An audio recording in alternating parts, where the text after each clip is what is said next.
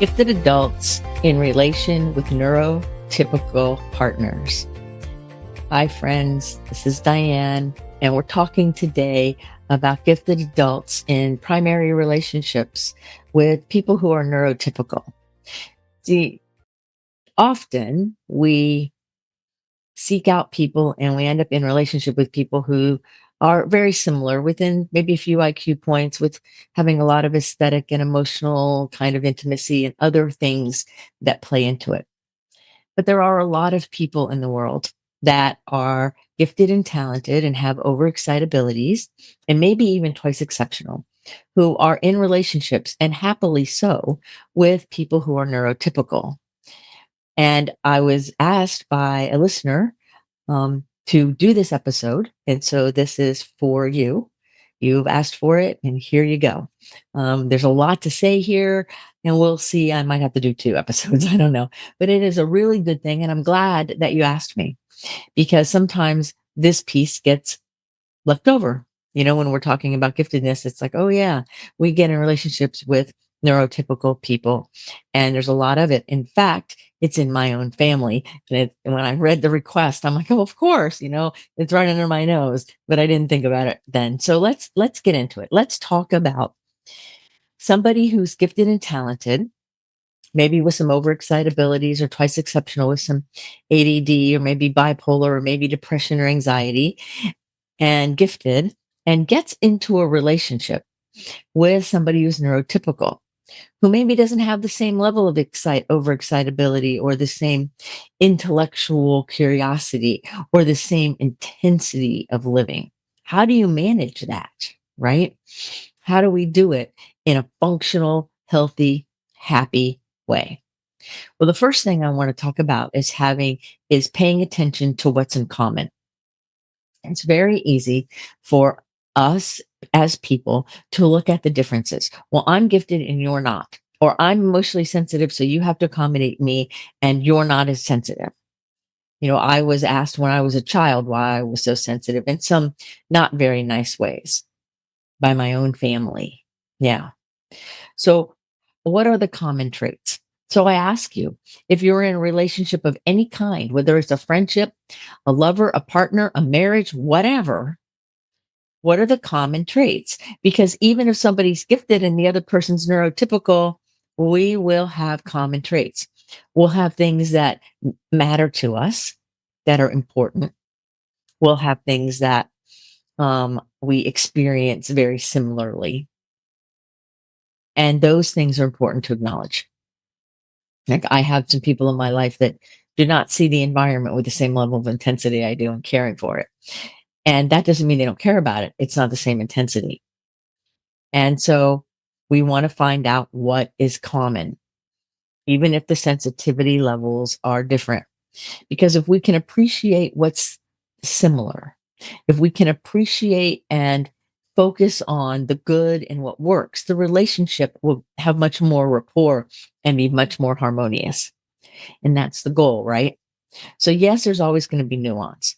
Now, one of the things that people talk about all the time with neurodiversity and giftedness and everything, it seems to me in language that many people see it as like these chunks, like I'm this, I'm this, I'm this, I'm this.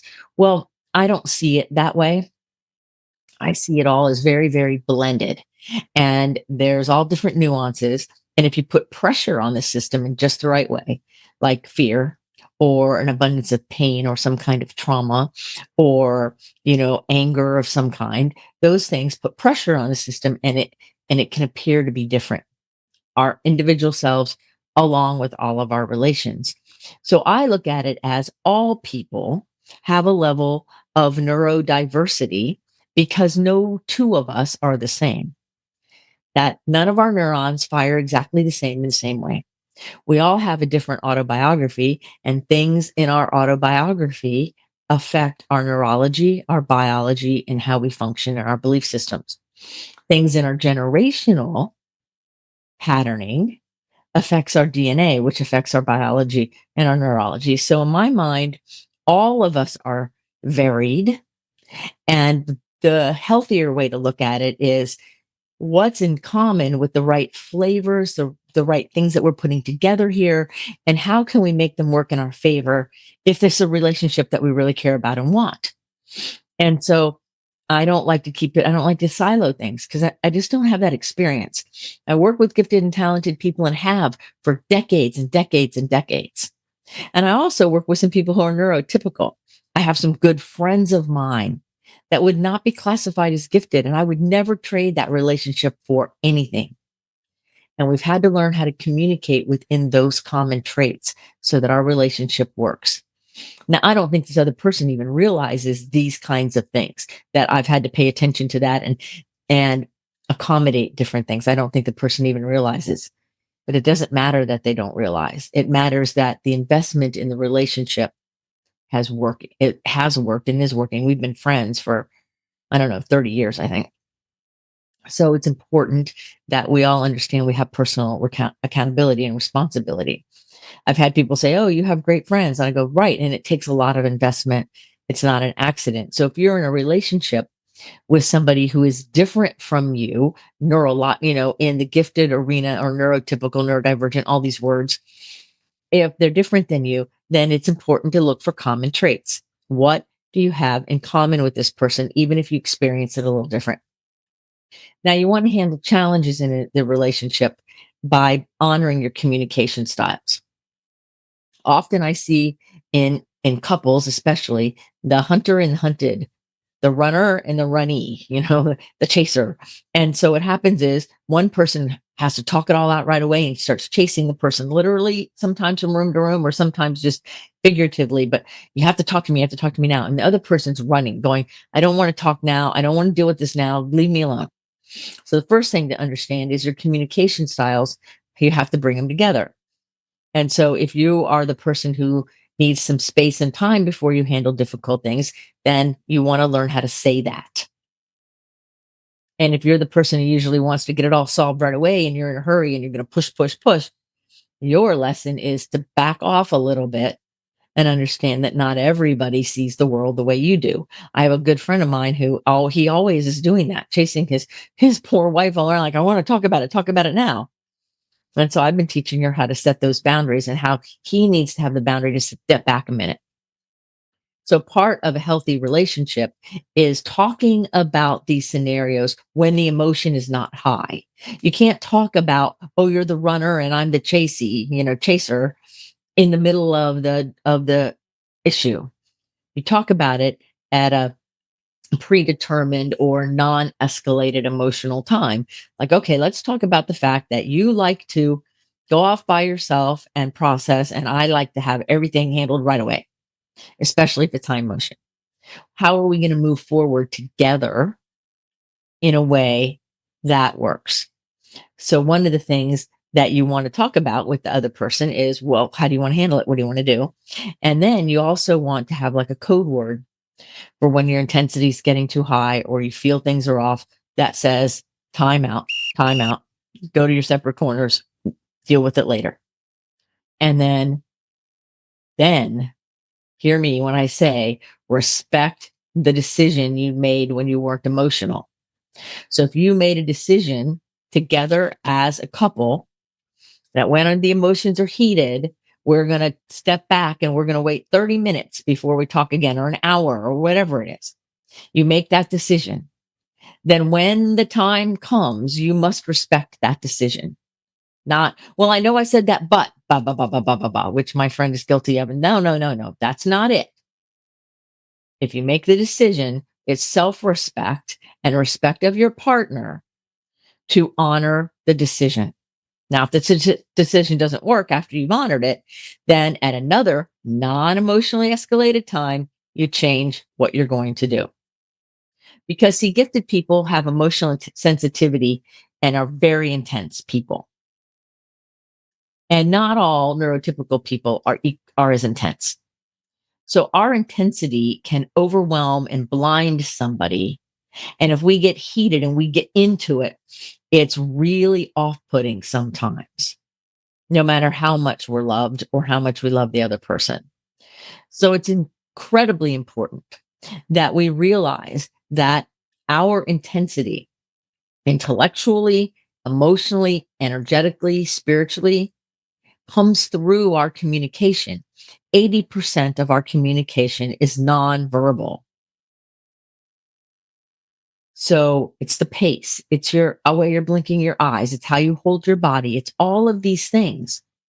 So it takes practice and it takes respecting your partner enough to listen to what they need and accommodating to the best of your ability, just like it's that on their side too. Takes two, right? So we want to look at how we can handle challenges by not staying in the heat of the moment all the time. Chasing somebody isn't going to work and running isn't going to work. So what are you going to do? You're going to talk in non-escalated times about how to handle emotionally intense times. You want to pay attention to what strengths you each have that are complementary. Now we started out with things that are kind of similar, right? But complementary strengths mean that my strength complements your strength. And now in every relationship that's true. There's things that I'm really good at that you're not so good at. And there's things that you're really great at now I'm not so great at. And I might have a level of um adequacy maybe, or a level of okay, I can do it a little bit, but I'm talking about good at it, right? So how can we understand we have complementary strengths and honor that? Your neurotypical partner or friend has a lot of strengths. Just because they may not be neurodiverse and may not be gifted, they actually might even have an easier life on the internal landscape than you. Because twice exceptional people, it's not easy living in our skin. It's not easy. I don't care how many coping skills we have or what we're doing. It's not easy. Being gifted is hard because our world is not set up for it. So we're always trying to like navigate something that's not set up for us, which is kind of interesting because I'm only 4'11 and the world is not set up for me in the physical world. I'm always having to step on step stools. My car doesn't even have all the right controls to get my seat in the way that's perfect for me to be able to see. I have to accommodate the whole world being taller than me.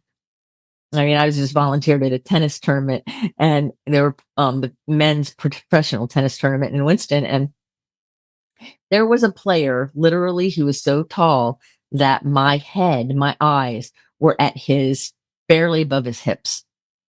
His legs were almost as long as my whole body. Like that was so crazy. I was like looking up and going, wow, that's another atmosphere up there. So we want to look at complementary strengths. So when I have my tall friends around that have long arms, I go, okay, can you reach that? Or will you help me with this? Because some things I just can't do. I can't reach that. So what are your complementary strengths? What are the strengths that are different that you each have, right? And understand that we want to balance those perspectives. We want to balance these things out and understand internally, not just in our head, but in our heart, how our complements can work together. Complementary, work together. Because you didn't get in this relationship by accident. There is something there that holds it together, and they are most likely complementary strengths.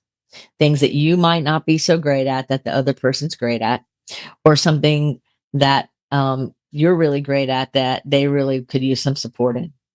It could be something like emotional expression. It could be a skill or a trade or just how to walk through life. It's all of those things. So pay attention to them and honor your complementary strengths. And then of course, you want to have effective communication. Now, learning to communicate really well is a long process sometimes, and there's lots of things to say here. But one of the big ones is active listening and reflective listening. Like sometimes when somebody says something to you, say back to them, this is what I heard you say. That's active listening. Not in a parrot format, but making sure that what that person said and what you heard match. Because a lot of times they don't. We think we're saying something that we think we know what the other person hears, and we think we know what it is, but when it comes back at us, we're like, no, that's not what I mean. So you have a chance then to correct it. Now, reflective listening is when you take whatever somebody is sharing, maybe it's a story or a situation from work or school or something, and you reflect on how that affects the other person. So like sometimes my friends will call me and they're talking about things and I'll reflect with them like, oh, that experience must have been very empowering for you or maybe very sad for you or whatever, and reflect to them the essence, the energy, and the content as I'm experiencing it. So they know they're heard. Because remember, in all relationships, there's two primary needs: to feel loved and heard. It's important that the person you are in a relationship with feels heard. And active listening and reflective listening are very easy ways to make sure that that person feels heard. It also ensures that what you think you're hearing is, in fact, what they mean. And it goes both ways. So sometimes, if you're trying to say something as a gifted person and your partner is not getting it, then you might want to nicely say, what are you hearing me say? Because somehow we're missing each other. And then they might say what they're hearing you say. And then that gives you a chance to shift your language or your words or whatever in order to feel heard. Because active listening and reflective listening can take care of getting rid of a lot of arguments and upset before they even happen, because we now have a meeting of the minds. We're not meeting of the minds. We're going to be in trouble somewhere, somehow. We want to find common ground and we want to be realistic about what we expect out of another person. So we're always looking for what's complementary, what goes together, right? How it is that we function together, because you're not together by accident, like I said. And you want to look for where the common ground is. I have a good friend of mine who, when we first were becoming friends many years ago, there seemed to be a lot of common ground, like things that we both enjoyed. But over time, it became very clear that some of the things are really different. There are some parts of what's important to me that are different for her, and what's important to her is different for me. But there are things in our friendship that are common. And so our relationship, our friendship is centered around what's common. And there's a lot of differences in both of us, and we both honor and respect that in each other, but we don't have to draw it in and make a mess of our friendship, these things that aren't necessarily common. We want to have realistic expectations of your partner and of yourself. Now, gifted people are notorious for beating themselves up, for being very harsh on themselves, for being overly critical, for being perfectionistic, for being sometimes hard to get along with because of all those things. And gifted people have a tendency to miss social cues and not really understand things. So it's important that we have realistic expectations of ourselves and of the other person. Your partner is not a mind reader. So the phrase I hear all the time, you know I love you. Well, I might know it, but how are you showing it? Because I'm not a mind reader and you're not a mind reader. So what are the realistic expectations and where is the common ground? It's important that you have it identified. So I suggest, if you haven't done this in your relationship, that you have some protected, dedicated conversations that you can talk about these things. You know, I have a couple that I'm working with now. And so every couple weeks when I see them, they have homework, and part of their homework is to have a protected, dedicated time for a conversation about whatever we're working on, so that they can sit there uninterrupted, without a phone, without being called, without a distraction, and have a meeting of the minds and an understanding of the real needs of the other person and of themselves, sometimes beyond the superficial, so that they can grow their relationship and evolve it into something that's meaningful. It's already meaningful in a lot of ways, and they're adding to it. Because sometimes working with a mentor or working with somebody that's outside of your relationship to help with it does not mean there's something wrong necessarily, right? Sometimes I have a lot of people call me just because they want to enhance things and just want to keep growing, and they would like a guide. They would like somebody who's a mentor, who can show the way, who can help them, hold them accountable, where they can have feedback, and somebody who'll celebrate with them all of the goodness, all of the greatness, and will be there for them when things get challenging. Because we want to navigate emotional issues very well. We want to learn how to build empathy with each other. It's not easy being gifted. It's not easy being neurotypical. It's not easy being a human being in this world most of the time. And so if your relationship is your primary support often. And so it matters that you build empathy. Empathy is the ability to feel and care for the other person in a selfless manner. Now, that doesn't mean no boundaries and you give it all away and you burn yourself out. And that means I can feel for you. I care about you that deeply. And so, one of the other things I want to talk about here is supporting each other's growth. Because the truth is what all relationships are for, is to help us grow, to help us move and transition and transform and develop as more whole, complete, satisfied humans. Because for decades, generations, hundreds of years, pain, discord, and disconnection has been passed down. I mean, I know some people that think that the food that comes through the drive-through window in the bag, that that's how it started. I just saw a statistic the other day that like 70, I think it was 70 something percent of the people in the United States think that chocolate milk comes from brown cows. There are people in the Senate who think that they can't do a meeting in the Bahamas because it might sink if there's too many people. Like, what? So sometimes we have got to support each other's growth because there's blind spots in all of us. We don't know what we don't know. Everybody has room to grow. So the key is to have empathy and be aware of it. So if you're a neurotypical person in a relationship with a gifted person, good luck. Have a good time because it's not easy for them or you all the time. But it's also joyous and beautiful and wonderful because there's a depth and richness that you couldn't get anywhere else. So within all of the variants and all of the challenges and all of the stuff, don't forget to look for the joy and the beauty. Don't forget to connect heart to heart and understand that you showed up in this person's life and they showed up in your life for a really great reason. It's easy to get mired down in the gook of the world. I think it's time that we start looking for the good in any relationship. And we want to make sure that we use our own life as a great example for how to be open and receptive and responsive, how we can work together with people no matter how different they are than we are.